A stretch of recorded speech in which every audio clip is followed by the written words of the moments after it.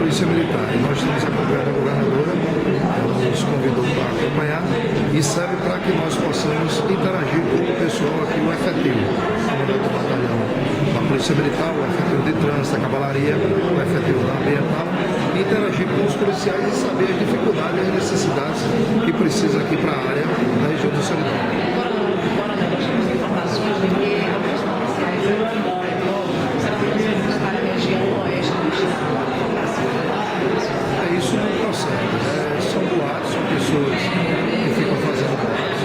Nós apenas transferimos 7 militares daqui para Caraúbas. Caraúbas só tinha 10 policiais. Nós temos um presídio, então nós transferimos 7 e colocamos os 7 soldados mais jovens que estavam trabalhando aqui em Caicó.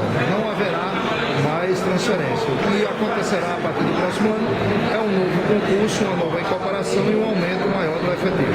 Caso confirmado para o próximo ano, já esse novo concurso. Certamente, o próximo ano nós iremos desencadear, vamos fazer o pleito para desencadear um novo concurso para incorporar um efetivo à Polícia Militar. Coronel, 2 profissionais da Polícia Militar já identificados já como homens, né?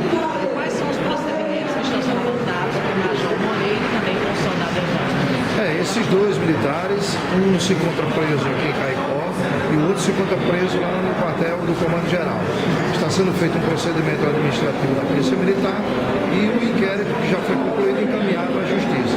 Então, há esse procedimento para apurar o possível desvio de conduta desses 2 militares, tanto do oficial como do soldado.